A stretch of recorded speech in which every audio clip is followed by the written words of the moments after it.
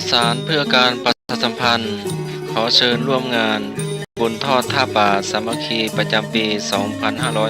2569 สร้างห้องน้ำใหม่ปลดทุกข์สร้างสุขบูรณะห้องน้ำที่ทรุดโทรมรวม 21 ห้องสร้างสำนักงานห้องรับรองพัดถวายณวัดดอนตันตำบลเหมืองแก้วเมืองแม่ริมจังหวัดเชียงใหม่ตรงกับวันเสาร์ที่ 14 พฤศจิกายน พ.ศ. 2569 ช่วงเช้าเวลา 8:39 นาทีเป็นต้นไปแห่สมโภชองค์พระป่าช่วงเวลา 9:49 นาทีพระสงฆ์สวดเจริญพระพุทธมนต์พิธีทอดถวายพระป่าเวลา 11:30 นาทีถวายพระตราหารเพลพระสงฆ์ในงานโรงทานบุญแจกฟรีท่านไหนจะร่วมบุญสามารถเป็นเจ้าภาพได้ไม่ว่าจะเป็นรายการบอกบุญสร้างห้องน้ำโครงเหล็กเส้นละ250 บาทปูนลูกละ150 บาทอิฐแดงก้อนละ10 บาทหินคลุกคิวละ 1,500 บาททรายเทดูละ500 บาทหลังคามัดต้นชีเมตรละ200 บาทโถสุขภัณฑ์ตัวละ 3,000 บาทชุดอ่างล้างหน้าก๊อกน้ำฝักบัวชุดละ 2,000 บาทระบบท่อประปาห้องละ 1,000 บาทระบบอุปกรณ์ไฟฟ้า 1,500 บาทชุดประตูวงกบห้องน้ำเปิดปิดห้องละ 2,500 บาทชุดเพดานสมาร์ทบอร์ดพร้อมโครงห้องละ 1,000 บาทชุดไม้ฝาเชอร่าแผ่นละ 70 บาทหรือร่วมบริจาคทำบุญตามเจตนาศรัทธาในเสาร์ที่ 14 พฤศจิกายน 2569 ช่วงเช้าเวลา 8:39 นาทีเป็นต้นไป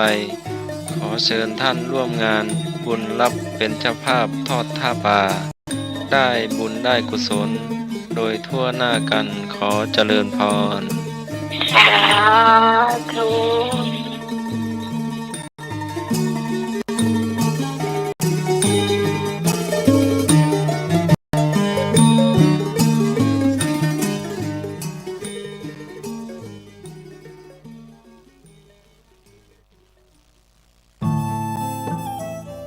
ท่านกำลังติดตามรับฟังสถานีวิทยุกระจายเสียงพระพุทธศาสนาแห่งชาติและสังคมคลื่นเพื่อการศึกษาพระพุทธศาสนาและวัฒนธรรมระบบ FM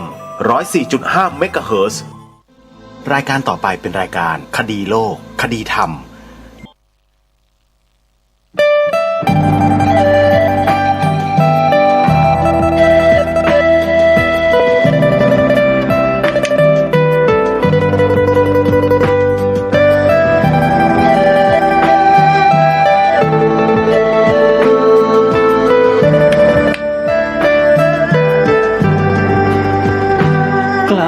คิดก็ต้องกล้าทำอย่ากลัวถ้าทำความดีเร่งศึกษาปัญหาให้ทันท่วงทีเมืองไทยจะพัฒนากว่านี้รายการดีๆคดีโลกคดีธรรมขอรำพันบรรยายความคิดเครื่องหมายแห่งสีทั้งสามงามถนัด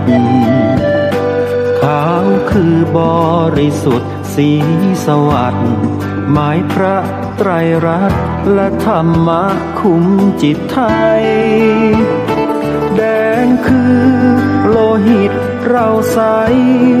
ซึ่งยอมสละได้เพื่อรักษาชาติศาสนาน้ำเงินคือสีโสภาอันจอมประชาถ้าโปรดเป็นของส่วนองค์จากริ้วเข้าเป็นไตรรงค์จึงเป็นสีธงที่รักแห่งเราชาวไทยทหารอวตารนำไปยงยุทธวิชา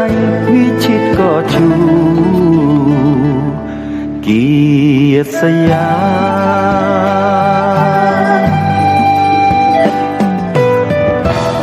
ประเทศไทยที่เจริญมั่นคงมาได้จนถึงทุกวันนี้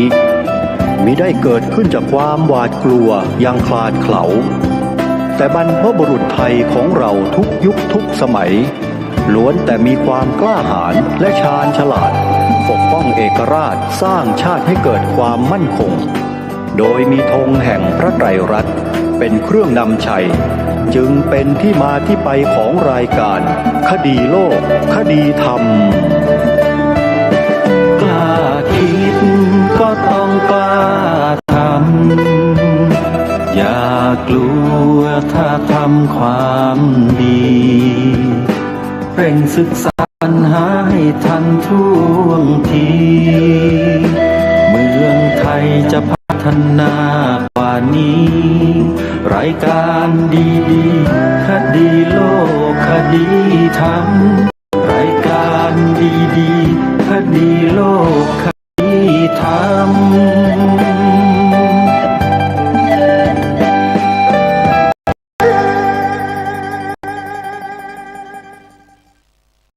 ขอกราบถวายความนอบน้อมแด่พระรัตนตรัยถวายความเคารพพระมหาเถระพระเถรานุเถระทุกท่านขอเจริญสุขโยมสาธุชนที่กำลังติดตามรับฟังรายการจากสถานีวิทยุแห่งนี้ทุกท่านขอนำท่านผู้ฟังเข้าสู่รายการคดีโลกคดีธรรมพบกันในวันนี้วันขึ้น12 ค่ำเดือน 9วันนี้ตรงกับวันอังคารที่25สิงหาคมพระพุทธศักราช2569รายการคดีโลกคดีธรรมมีให้ท่านผู้ฟังติดตามรับฟังกันเป็นประจำทุกวันทางสถานีวิทยุพระพุทธศาสนาแห่งชาติคลื่นต่างๆพร้อมด้วยเครือข่ายท่านผู้ฟังที่อยู่ณสถานที่ห่างไกลในต่างประเทศทั่วโลกสามารถติดตามรับฟังรายการนี้ได้โดยการดาวน์โหลดแอปพลิเคชันที่ชื่อว่าวิทยุพุทธศาสนาทั่วไทยแอปพลิเคชันวิทยุพุทธศาสนาไทยนี้ได้รวบรวมสถานีวิทยุพระพุทธศาสนาแห่งชาติที่ออกอากาศอยู่ตามจุดต่างๆของประเทศไทยในทุกภูมิภาคมารวมไว้ในแอปพลิเคชันนี้มากถึง50 สถานีแต่ละสถานีก็นำหลักธรรมคำสอนของพระสัมมาสัมพุทธเจ้าที่มีครูบาอาจารย์ผู้ทรงความรู้ต่างๆมาออกอากาศให้พวกเราได้ฟังกันตลอด24 ชั่วโมงหนึ่งในนั้นก็คือรายการคดีโลกคดีธรรมนี้และที่พิเศษไปกว่ารายการอื่นๆก็หมายความว่ารายการนี้เนี่ยถ้าท่านใดดาวน์โหลดแอปพลิเคชันวิทยุพุทธศาสนาทั่วไทยเอาไว้เนี่ยสามารถติดตามรับฟังรายการนี้ได้วันละ6 เวลาวันละ6 เวลาก็หมายความว่าสถานีจำนวนหนึ่งในจำนวน50 สถานีเนี่ยนำรายการนี้ไปออนแอร์ออกอากาศในแต่ละวันเนี่ยต่างเวลากันเช่นสถานีวิทยุวัดหนองกายอำเภอแม่แตงจังหวัดเชียงใหม่ออกรายการนี้เวลา 9 นาฬิกาถัดจากนั้นไปเวลา 10 นาฬิกา ก็จะออกทางสถานีวิทยุ3 สถานีพร้อมกันก็คือวัดฝายหินเชียงใหม่วัดไปขออภัยท่านผู้ชมท่านผู้ฟัง10 นาฬิกาก็คือวัดป่าจริยธรรมจังหวัดเลยวัดศรีอุดมวงศ์จังหวัดเลยและวัดสามชุกจังหวัดสุพรรณบุรี10 นาฬิกาฟังได้3 สถานีพร้อมกันเลือกฟังสถานีใดก็ได้สถานีเดียวนะฮะอากาศพร้อมกันเวลาเดียวกันจากนั้นถัดมาเวลา11 นาฬิกาเวลาเพลก็รับฟังทางสถานีวิทยุวัดฝายหินจังหวัดเชียงใหม่และวัดปากทางเจริญจังหวัดเชียงใหม่เช่นกันแต่ว่าอยู่คนละอำเภอฝายหินอยู่อำเภอเมืองเชียงใหม่วัดปากทางเจริญอยู่อำเภอดอยหล่อเชียงใหม่ออกอากาศพร้อมกัน11 นาฬิกา2 คลื่นถัดจากนั้นไปช่วงเวลา13 นาฬิกาเวลาบ่ายโมงรายการคดีโลกคดีธรรมออกอีกครั้งหนึ่งทางสถานีวิทยุวัดบ้านปลาซึ่งอยู่ติดกับวัดฝายหินเลยอยู่ข้างบนวัดบ้านปลาปูนอำเภอโพนทรายจังหวัด101ออกรายการนี้13 นาฬิกาหรือบ่ายโมงตรงถัดจากนั้นก็ไปฟังอีกครั้งเวลาตอนเย็น17 นาฬิกาหรือ5 โมงเย็นสถานีวิทยุที่ออกอากาศรายการนี้ก็คือวัดฝายหินอำเภอเมืองเชียงใหม่ออกเป็นรอบที่2และวัดฝายหินเนี่ย11 นาฬิกาตอนเพลครั้งหนึ่งแล้วก็มา17 นาฬิกาอีกครั้งหนึ่งและช่วงเวลาสุดท้ายตีหนึ่งใครดึกเนี่ยไม่ผิดหวังแน่นอนญาติโยมได้ฟังแน่ออกทางสถานีวิทยุวัดฝายหินวัดฝายหินอำเภอเมืองเชียงใหม่เนี่ยออกการคดีโลกคดีธรรม3 เวลาต่อ1 วันท่านผู้ฟังถือว่าท่านผู้อำนวยการสถานีวิทยุพระพุทธศาสนาแห่งชาติประจำจังหวัดเชียงใหม่วัดฝายหินคลื่นนี้เนี่ยท่านมีความเข้าใจรายการคดีโลกคดีธรรมเป็นอย่างดีเยี่ยมไม่เช่นนั้นท่านคงจะไม่พื้นที่ให้กับรายการนี้ถึง3 เวลาต่อวันแน่นอนซึ่งตรงนี้ใครอยากจะรู้เป็นการส่วนตัวยินดีครับ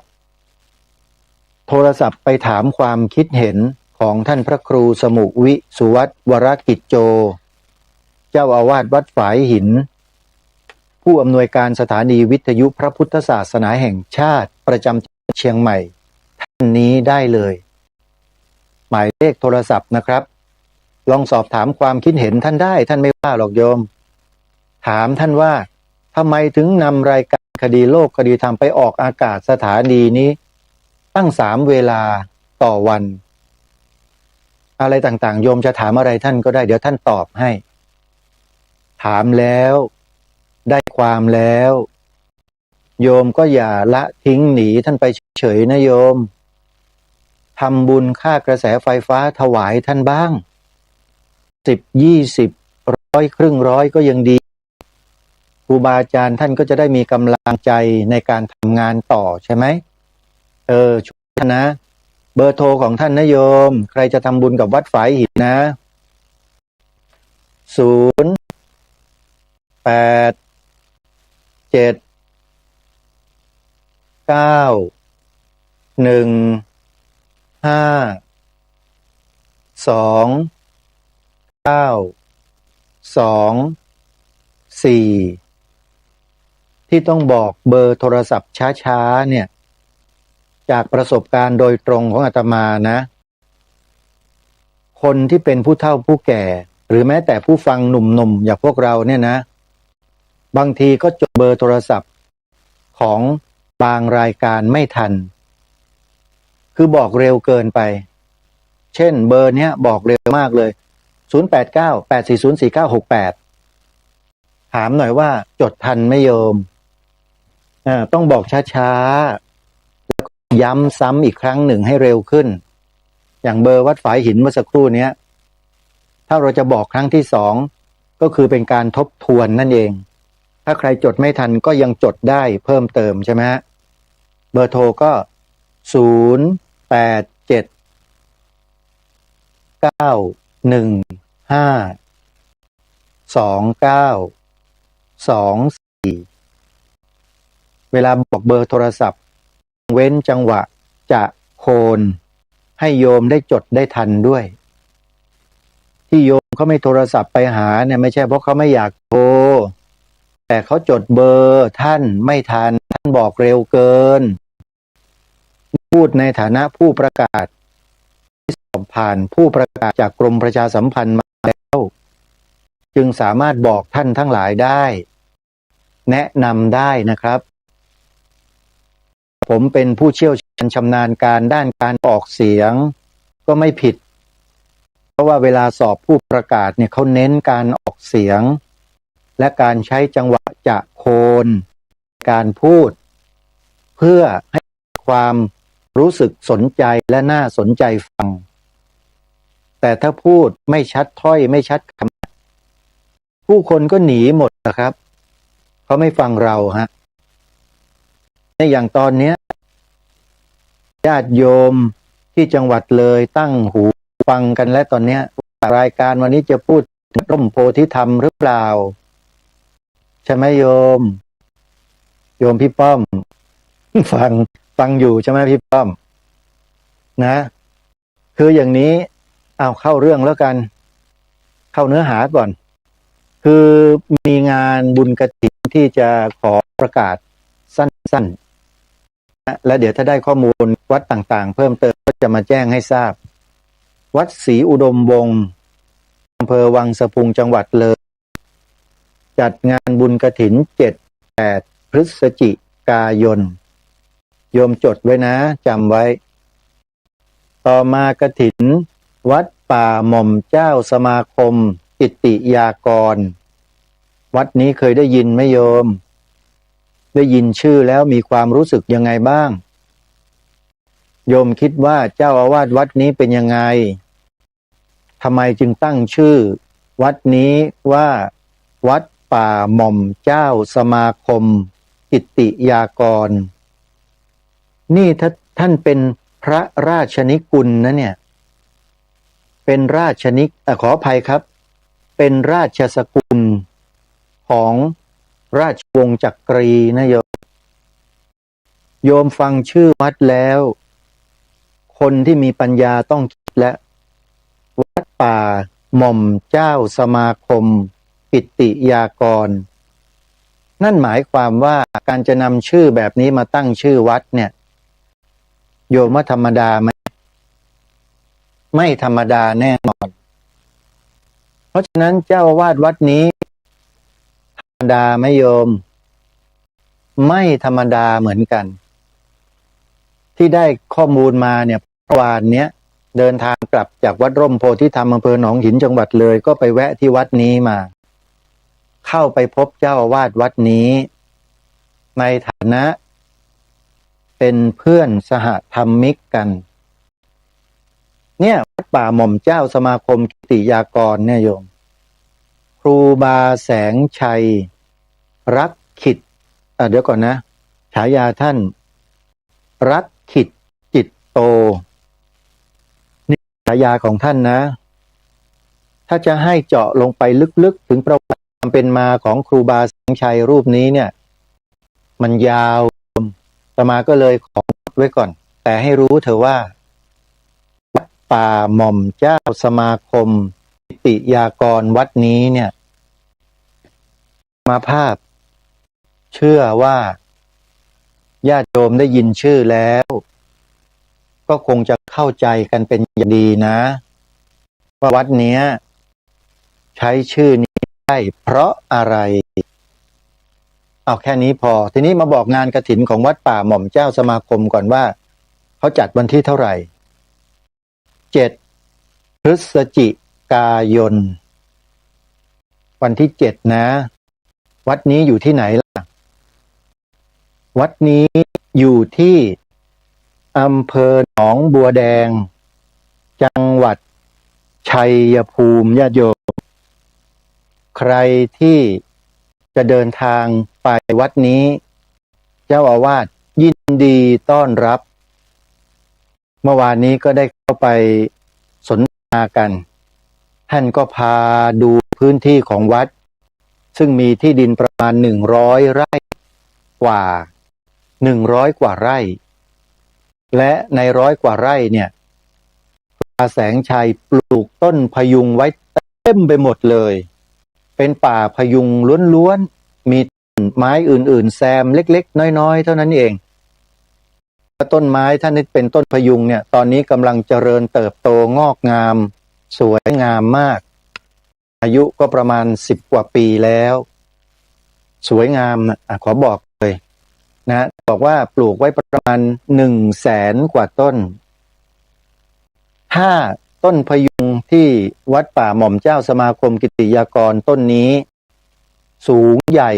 ตลอดทั้งป่าเนี่ยนะป่านี้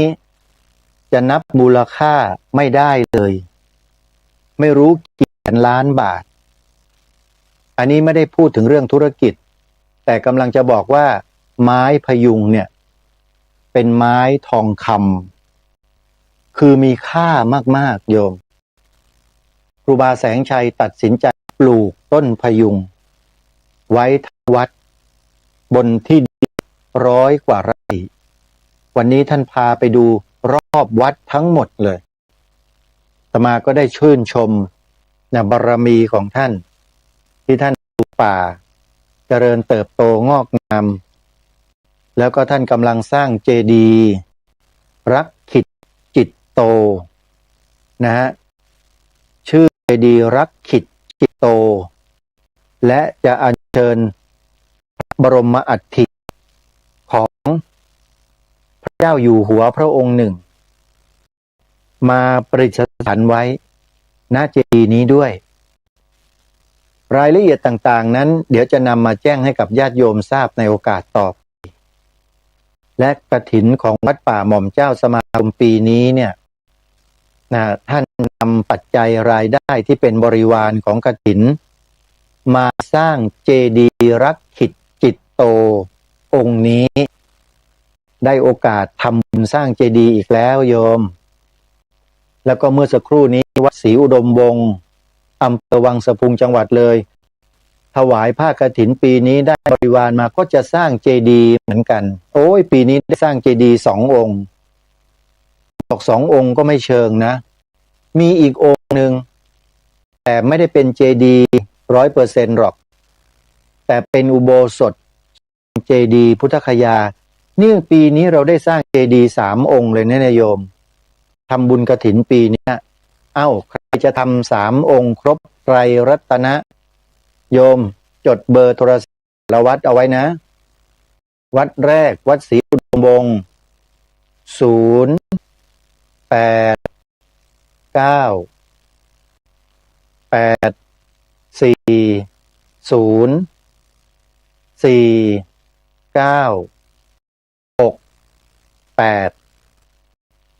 วัดที่2วัดป่าหม่อมเจ้าสมาคมกิติยากร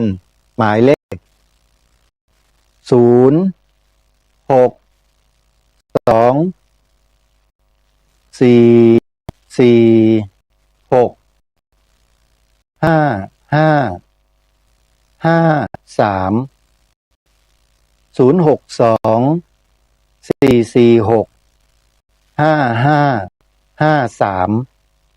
เป็นหมายเลขโทรศัพท์วัดป่าหม่อมเจ้าสมาคมกิติยากรนะถวายผ้ากฐินปีนี้สร้างเจดีย์รักขิตจิตโตอีกวัดหนึ่งสร้างเจดีย์เหมือนกันแต่เป็นอุโบสถทรงเจ ดีย์พุทธคยา ใครจะร่วมสร้างเจดีย์ที่3นะ วัดหนองสายอำเภอแม่แตงจังหวัดเชียงใหม่ปีนี้จัดงานกฐินวันที่14พฤศจิกายนถวายผ้ากฐินและร่วมบุญบริวารสร้างอุโบสถทรงเจดีย์พุทธคยาหมายเลขโทรศัพท์ของวัดหนองกายมีเบอร์ธรรมดากับเบอร์มือถือนะเบอร์ธรรมดาจะอ่านครั้งเดียวนะโยม053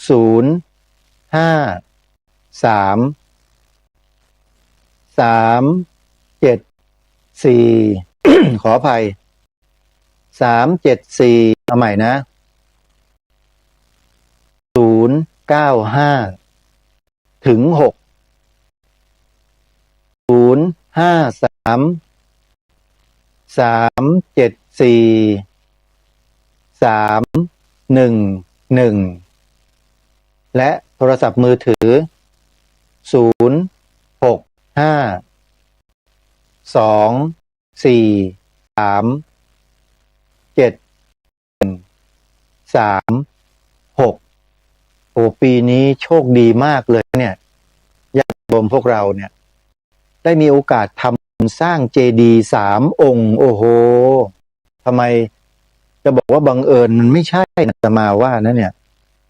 อาตมาก็ไม่คาดคิดมาก่อนนะว่าจะมีเจดีย์3 องค์มาให้เราได้ทำสร้างกันเนี่ยเดี๋ยววันต่อไปก็จะบอกญาติโยมอย่างนี้แหละ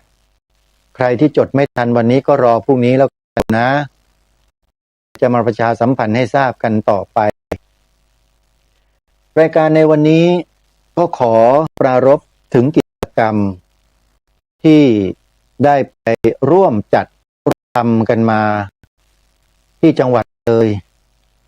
เมื่อ2 วันที่ผ่านมาก็คือ22-23 สิงหาคมแล้วก็เดินทางกลับมาเมื่อวานนี้นะฮะมาถึงวัดก็มืดค่ำอาตมาภาพก็เหนื่อยล้ามาพอสมควรเพราะผ่อนน้อยเพราะว่าต้องนั่งประชุมต้องปรึกษาหารือต้องบันทึกรายการออกอากาศอะไรต่างๆจะได้หลับก็ปาเข้าไปเที่ยงคืนบ้างตี 1บ้างก็เลยเพลียก็เลยหลับนะฮะแล้วก็รายการมาออกอากาศให้ญาติโยมได้ฟังกันในวันนี้คือเมื่อวานนี้เนี่ยนะพูดถึงเมื่อวานนี้ก่อนที่จะมาได้พูดในรายการเอาไว้เนี่ยวัดร่มโพธิธรรมเนี่ยโยมมีการเข้าไปดำเนินการจัดการเรื่องของสถานที่ที่เป็นสำนักสงฆ์สมัยตั้งแต่ปีพระพุทธศักราช 2537 นะ37แล้วก็ได้รับการอนุญาตขยายเขตพื้นที่เพื่อใช้ประโยชน์ให้แก่วัดร่มโพธิธรรมในสมัยนั้น600 กว่าไร่กรมป่าไม้นี่แหละเป็นประกาศขยายเขตดังกล่าวและพอมาตอนหลังก็เกิดเรื่องเกิดราวขึ้นมานี่แหละก็กรมป่าไม้อีกนั่นแหละออกประกาศอีกแบบหนึ่งก็เลยทำให้เป็นปัญหาแล้วก็เกิดปัญหามาจนถึงวันนี้ทางลูกศิษย์ลูกหาก็พยายามหาทางที่จะช่วยแล้วก็แก้ไขให้ยุติลงไปด้วยดีไม่ให้เกิดเป็นปัญหาใหญ่โตขึ้นมามากมายกว่านี้นะก็เลยดำเนินกันทางกฎหมายให้เกิดความถูกต้องขึ้นในกรณีดังกล่าวทีนี้เมื่อวันอาทิตย์ที่ผ่านมา23 สิงหาคมในงานสัมมนาเชิงปฏิบัติการโครงการปกป้องคุ้มครองพระพุทธศาสนา โดยการออกโฉนดที่ดินให้วัด ที่วัดร่มโพธิธรรมได้จัดให้มีขึ้น และถวายความรู้แด่คณะสงฆ์เจ้าคณะพระสังฆาธิการของจังหวัดเลยทั้งหมดเลยที่มาในงานทั้ง2 วัน เมื่อวันอาทิตย์ที่ผ่านมาวัยยาวัจกรของวัดร่มโพธิธรรมได้ขึ้นไปถวายความรู้กับพระคุณเจ้าเล่าถึงเหตุการณ์ที่เกิดขึ้นกับวัดร่มโพธิธรรมตั้งแต่เริ่มต้นมาจนกระทั่งปัจจุบันเนี่ยให้ที่ประชุมสงฆ์ในวันนั้นฟังซึ่งอาตมาภาพก็เล่าให้ฟังไปเมื่อวานนี้แล้วแหละใครที่ต้องการจะฟังก็ลองไปย้อนหลังฟังดูทางช่อง YouTube นะครับครูบาอาจารย์ฮะพิมพ์เข้าไปว่าคดีโลกคดีธรรมวัดฝาหิน23 สิงหาคม 69แค่นี้แหละครับ23 สค สจุดคจุดสิงหาคมนะฮะ69ลงวันที่ครับเดือนปีด้วยแล้วพอกดค้นหาก็จะขึ้นมาทันทีช่อง YouTube วัดฝายหินนะครับแต่เวลาหาเนี่ยให้พิมพ์ข้างหน้าว่าคดีโลกคดีธรรมติดกันนะฮะคดีโลกคดีธรรมเนี่ยติดกันหมดเว้นวรรควัดฝายหินเว้นวรรค23 สิงหาคม 9แล้วก็จะได้ฟังเมื่อวานนี้เลยนะครับซึ่งโดยสรุปก็คือว่าที่วัดร่มโพธิธรรมแพ้คดีเนี่ยศาลพิพากษาให้แพ้คดีทั้ง3 ศาลเนี่ยนะสาเหตุไม่ได้มาจากที่วัดร่มโพธิธรรมกระทำผิดไม่ใช่ฮะแต่วัดร่มโพธิไม่มีเอกสารสำคัญชิ้นหนึ่งไปแสดงต่อศาลคำพิพากษาของศาลก็เลยยืนตามเอกสารหลักฐานพยานต่างๆที่ฝ่ายโจทยื่นฟ้องคดีมันก็เลยเป็นทราบถามว่าทำไมวัดร่มโพธิธรรมจึงไม่นำเอกสารฉบับนั้นไปแสดงเล่าทำไมวัดร่มโพธิธรรมจะไม่อยากนำไปแสดงต่อศาลเพราะเป็นเอกสารชิ้นเดียวที่สำคัญมากถ้ามีชิ้นนี้แล้วทุกอย่างหมดน่ะทำไมวัดร่มโพธิธรรมจึงไม่นำไปล่ะ1เอกสารนั้นที่เป็นสำเนาหรือเป็นตัวจริงแล้วแต่มันสูญหายไปตั้งแต่เจ้าวาดองค์ก่อนๆนู้นเจ้าสำนักอ่ะ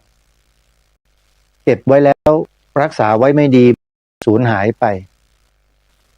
ทีนี้มันไม่ใช่ปัญหาหรอกอันนั้นนะทางลูกศิษย์ลูกหาก็ทำหนังสือยื่นเพื่อขอเอกสารคัดลอกเอกสารฉบับนี้จากกรมป่าไม้อุทยานหรืออะไรก็แล้วแต่ที่ท่านทำมาไว้เนี่ยซึ่งเป็นเอกสารของทางราชการทางกรมป่าไม้ก็อ้างเหตุผลว่ายังค้นหาไม่เจอบ้างให้เลื่อนไปอีกสักเดือนนึงเดี๋ยวรอไอ้นู่นไอ้นี่ไอ้นั่นอย่างนั้นอย่างนี้บ่ายเบี่ยงไปโดยตลอดไปขอกี่ครั้งก็บ่ายเบี่ยงไม่ให้เอกสารฉบับเนี้ยเมื่อไม่ให้เอกสารทางวัดร่มโพธิธรรมก็ความสามารถจะไปปล้นกรมป่าไม้มาก็ไม่ได้โยมผิดก็เลยต้องยอมขึ้นศาลฟังคำพิพากษาศาลชั้นต้นพิพากษาให้วัดมีความผิดศาลอุทธรณ์ยืนตามศาลฎีกายืนตามพิพากษาเป็นไปในทางเดียวกันทั้ง3 ศาลวัดแพ้ทั้งที่ไม่แพ้แต่ครั้งนี้ต้องแพ้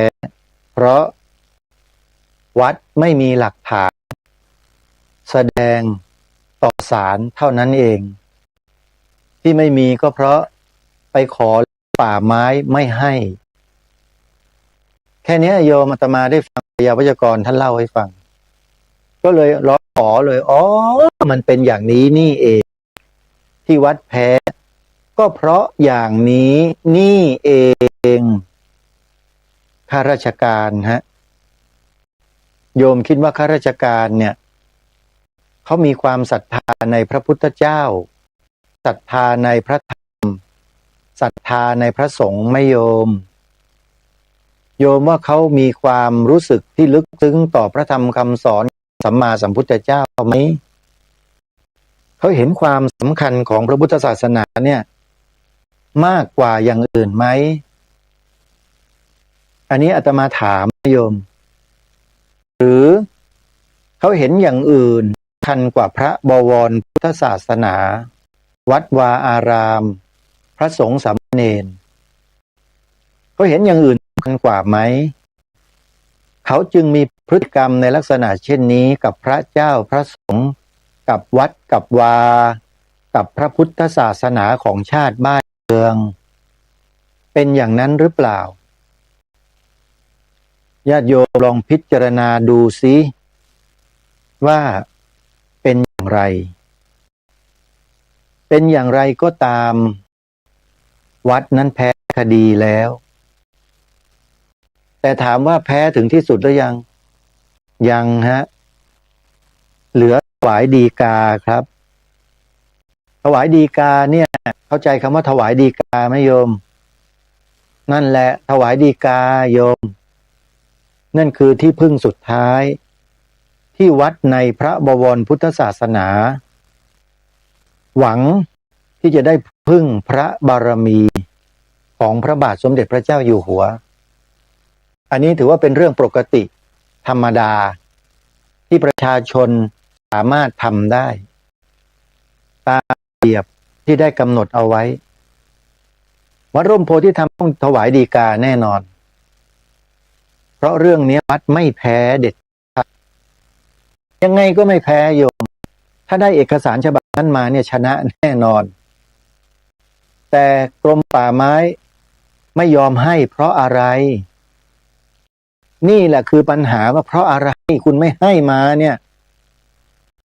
แล้วศาลก็ไม่ฟังด้วยนะศาลไม่ฟังไม่สนคุณไม่ได้ก็เรื่องของคุณไปหาทางเอามาให้ได้ก็แล้วกันอะไรอย่างนี้หรือเปล่าอันนี้สงสัยนะครับไม่ได้กล่าวหานะถ้าหากว่าศาลท่านมีข้อวินิจฉัยให้กับทางวัดว่าวัดนั้นสุดวิสัยแล้วในการที่จะแสวงหาเอกสารไม่ได้ด้วยเหตุผล1 2 3 4ถ้าศาลท่านฟังศาลท่านมีเมตตาคดีไม่ออกมาแบบนี้หรอก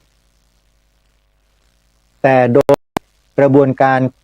ทางกฎหมายแล้วศาลจะเมตตาใครไม่ได้ศาลจะต้องพิพากษาตามพยานหลักฐานและคำฟ้องเท่านั้นโยมนี่คือกฎหมายฮะเพราะฉะนั้นกฎหมายจึงอยู่เหนือทุกสิ่งทุกอย่าง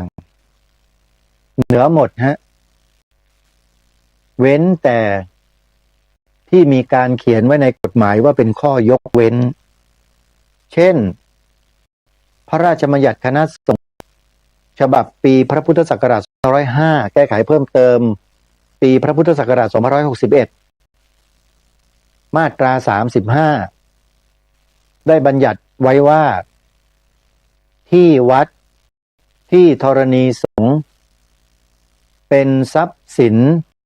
ที่ไม่อยู่ในความรับผิดแห่งการบังคับคดีในกรณีดังกล่าวศาลพิพากษามีความผิดศาลก็จะสั่งให้กรมบังคับคดีไปดำเนินการบังคับคดีกับวัดร่มโพธิธรรม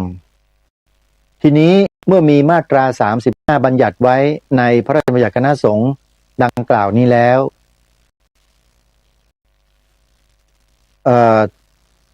สำนักงานการบังคับคดีดังกล่าวเนี่ยจะทำเรื่องนี้อย่างไรนี่คือสิ่งที่เ เป็นปัญหาอยู่ณตอนนี้ ที่หลายฝ่ายเกิดข้อสงสัยขึ้นมา ว่ากรมบังคับคดีเนี่ยรู้หรือไม่ว่าที่ดินวัดอย่างวัดร่มโพธิธรรมเนี่ยเป็นวัดนะโยมเนี่ยถือว่าเป็นวัดแล้วนะเป็นวัดมีใบตราตั้งมีอะไรต่างๆครบสมบูรณ์หมดแล้วสามารถบังคับในกรณีนี้ได้หรือไม่อันนี้ก็คงจะส่งไปตีความกันอีกอะทีนี้เมื่อส่งไปตีความเนี่ยญาติโยมคิดว่าเป็นยังไงล่ะต้องพิจารณากันดูนะถ้าผู้ที่จะดำเนินการในเรื่องนี้เป็นผู้ที่ไม่มีความศรัทธาในพระพุทธศาสนา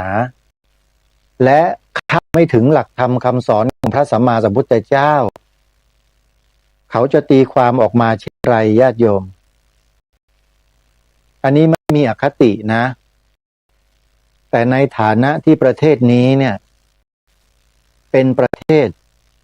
ที่นับถือพระพุทธศาสนาเป็นศาสนาประจำชาติเราจึงถาม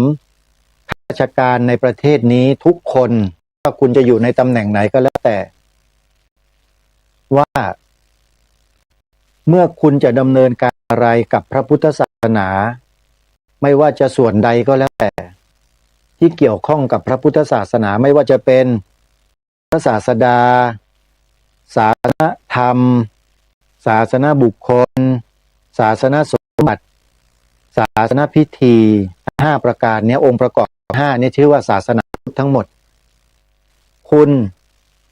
จะต้องใช้แนวความคิด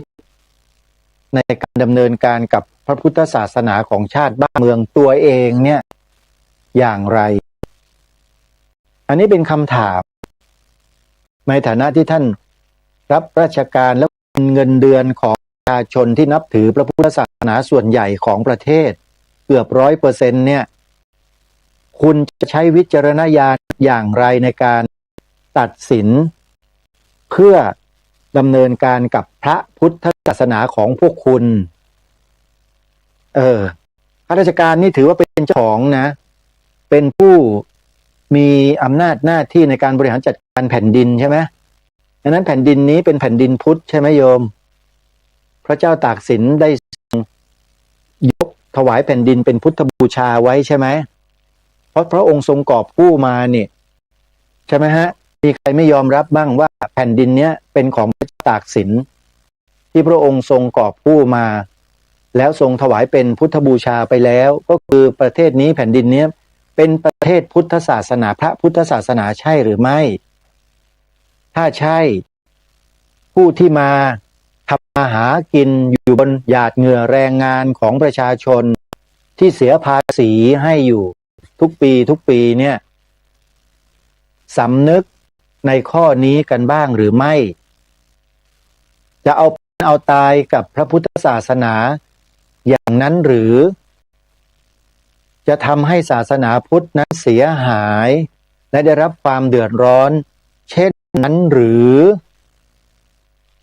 อันนี้คือถามข้าราชการที่เกี่ยวข้องกับคดีของวัดวาอารามต่างๆเนี่ยท่านมีศรัทธาจริงหรือเปล่าเมื่อท่านมีศรัทธาแล้วท่านต้องใช้วิจารณญาณบ้านนี้เมืองนี้ปกครองโดยกฎหมายจริงอยู่แต่การอยู่ร่วมกันนั้นเขาอยู่ด้วยรัฐศาสตร์ไม่ใช่กฎหมายอย่างเดียวคุณต้องดูบริบทความเป็นจริงสังคมด้วย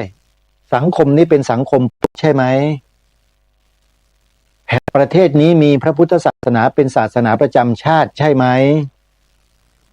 แผ่นดินนี้เป็นแผ่นดินพุทธใช่ไหมอันนี้คือถามข้าราชการทุกคนในประเทศนี้ทั้งประเทศเลยถ้าใครฟังอยู่ลองตอบคำถามนี้สิว่าใช่หรือไม่ถ้าใช่คุณทำมาหากินได้รับเงินเดือนสวัสดิการเบี้ยเลี้ยงจากประชาชนที่นับถือศาสนาพุทธศรัทธาในศาสนาพุทธ เกือบทั้งประเทศใช่หรือไม่ แล้วพวกคุณน่ะเห็นใจท่านเหล่านี้บ้างไหมรู้บุญคุณของท่านเหล่านี้บ้างไหมรู้บุญคุณของพุทธศาสนาบ้างไหมศาสนาพุทธไม่ใช่โจรนะศาสนาพุทธคือหลักหัวใจของแผ่นดินนี้นะคุณจะมาทำลายหัวใจของประเทศคุณเหรอข้าราชการทหารตำรวจที่แสดงอาการอหังการมะมังการต่อพระพุทธศาสนาอยู่ในขณะนี้ท่านจะทำอย่างนั้นเหรอสิ่งที่เป็นคุณต่อแผ่นดินเป็นคุณต่อพวกคุณเนี่ยคุณกล้าที่จะตัดสินใจเพื่อที่จะดำเนินการอะไรอย่างใดอย่างหนึ่งเพื่อทำให้พระพุทธศาสนานี้อ่อนแรงอ่อนล้าเสียหายเดือดร้อนได้ลงคอเช่นนั้นหรืออันนี้อาตมาภาพกับญาติโยมสาธุชนเนี่ยก็คงจะสงสัยในลักษณะเดียวกันนี่แหละจริงไหมท่านผู้ฟังหรือท่านผู้ฟังท่านใดเถียงอีกใครบอกว่าแผ่นดินนี้ไม่ใช่แผ่นดินพุทธบ้างใครบอกว่าประเทศนี้ไม่ได้มีศาสนาพุทธเป็นศาสนาประจำชาติบ้างลองสำรวจดูซิในประเทศนี้มีคนคิดแบบนี้ไหมอยู่ไหนบ้างแล้วคนเหล่านี้เขามีศรัทธาต่อพระรัตนตรัยจริงหรือเปล่าเราสามารถตรวจสอบด้วยกรณีเช่นนี้นะโยมอาตมาเนี่ยพยายามที่จะตรวจสอบผู้คนในสังคมข้าราชการในหน่วยงานกระทรวงทบวงกรมต่างๆด้วยวิธีการยิงคำถามแบบนี้ไปนี่แหละสีขาวในธงชาติไทยเนี่ยหมายถึงศาสนาอะไรนี่ก็เป็นอีกคำถามหนึ่งที่ต่อไปจะต้องเป็นคำถามสุดฮิตสำหรับชาวพุทธที่จะไปถามราชการต่างๆในประเทศไทยว่าเขามีความรู้เรื่องชาติบ้านเมืองตัวเองมากน้อยเพียงใดที่มารับราชการอยู่ทุกวันนี้รู้กำพืชของตัวเองของชาติบ้านเมืองตัวเองไหมนี่แหละคือรากเหง้าของชาติบ้านเมืองรู้จักไหมแล้วที่ถามไปเนี่ยคุณจะตอบไงสีขาวในธงชาติไทยหมายถึงอะไรลองทดสอบสมองและปัญญาของแต่ละคนดูสิคนที่รับราชการอยู่ทุกวันนี้กับคำถามเนี้ยว่าคุณจะตอบยังไงถ้าคุณตอบถูกผ่านเลยแปลว่าพื้นฐานคุณเนี่ยเป๊ะมั่นคงแน่นอนคุณไม่เป็นอื่นแต่คุณต้องตอบด้วยสัจจะนะไม่ใช่ตอบด้วยเล่ห์เพทุบายนะก็ถือว่าไม่ผ่านนะแบบนั้นน่ะถึงแม้ใครจะให้ผ่านแล้วแต่โดยพฤตินัยคุณไม่ผ่านเพราะพฤติกรรมคุณไม่ผ่านคุณหลอกลวงโลกคุณไม่ได้มีศรัทธาแต่คุณแซงเป็นคนศรัทธาแล้วตอบปัญหาเหมือนกับคนอื่นเขาที่มีศรัทธาถือว่าคุณเนี่ยแย่กว่าโจรหลายเท่าเลยนะเนี่ยท่านสาธุชนเราถ้าร่วมด้วยช่วยกันเนี่ยอาตมาภาพคิดว่าเราจะได้ราชการแท้ๆของไทยเนี่ยกลับมาบริหารกิจการบ้านเมืองอีกเพียบเลยโยมเชื่อไหมประเด็นที่ตั้งเป็นคำถามเหล่านี้มันสามารถที่จะคัดแยกและคัดเลือกคนที่จะมารับราชการบนแผ่นดินพุทธแผ่นดินนี้ได้เลยนะแต่ก็อย่างว่าเพราะเราไม่ดำเนินการขั้นเด็ดขาดกันในเรื่องนี้ขั้นเด็ดขาดในที่นี้ไม่ใช่หมายถึงไปลงโทษใครนะคือลงโทษแนวความคิดและพฤติกรรมของคนที่ไม่ตรงต่อสภาพความจริงอย่างสำนักงานพระพุทธศาสนาแห่งชาติเนี่ยโยมคิดว่าสำนักนี้ควรจะมีคนต่างศาสนาเข้าไปทำงานไหมสำนักงานพระพุทธศาสนาแห่งชาติ ควรไหมควรตั้งคนต่างศาสนาไปเป็นเจ้าหน้าที่เป็นอะไรในสำนักงานนี้ไหมอันนี้โดยจิตสำนึกพื้นฐานเนี่ยควรทำอย่างนั้นไหมแล้วมีหรือไม่อาตมาไม่ทราบอันนี้เป็นคำถามเฉยๆอาตมาสงสัยไงแล้วก็ตั้งเป็นประเด็นคำถามถึงความเหมาะสมว่าสมควรหรือไม่ลองพิจารณาดูนะและในกรณีอื่นๆก็เช่นเดียวกันสมควรไหมที่จะให้ดำรงตำแหน่งนั้นตำแหน่งนี้แล้วก็ใช้อำนาจในตำแหน่งนั้นมากระทำอย่างนั้นทำอย่างนี้โดยเฉพาะกระทำต่อพระพุทธศาสนาในประเทศไทยประเทศของตนเองควรไหมใช่ไหมท่านผู้ฟังกองทัพไปปิดล้อมวัดไปดำเนินการกับวัดอะไรอย่างนี้มันสมควรที่จะให้เกิดมีขึ้นไหมวันนี้ถามควรเว้ยรายการคดีโลกคดีธรรมถามควรมันจะหมดเวลานะอาตมาเนี่ยใช่ไหมท่านผู้ฟังคืออาตมาพูดเล่นๆนะโยมไม่ได้เล่นนะเรื่องนี้เป็นเรื่องใหญ่นะฮะถ้าหากพวกเราชาวไทยที่นับถือศาสนาพุทธยังหน่อมแนมกันอยู่เนี่ยฟังเถอะ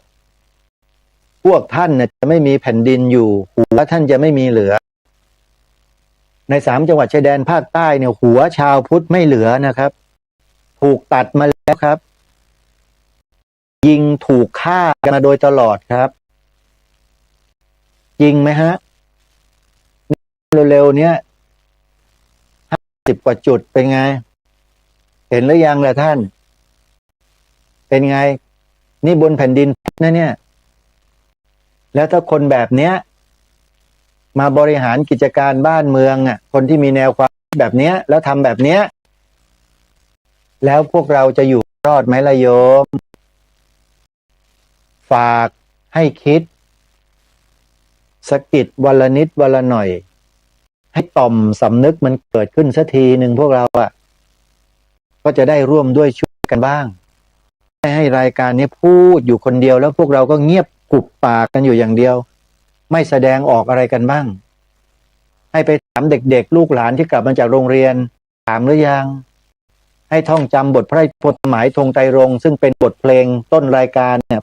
เพลงของรายการเนี่ยอยู่ในนั้นบทพระราชพจน์ท่องกันได้หรือยัง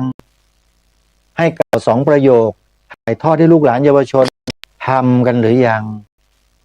แค่นี้ผ่านหรือยังโยมและไม่ต้องมาพูดเรื่องอื่นกับอาตมานะเอาละพูดไปเวลาก็หมดอีกแล้วโยมเรื่องนี้พูดแล้วยาวและอาตมาก็พูดได้นานด้วยแต่เกรงใจสถานีหมดเวลาพบกับรายการได้ใหม่ในวันพรุ่งนี้ขอความสุขสวัสดีจะมีแต่ท่านผู้ฟังทุกท่านทุกคนเถิดขอเจริญพรที่จบไปแล้วนั้นเป็นรายการคดีโลกคดีธรรมดำเนินรายการโดยพระครู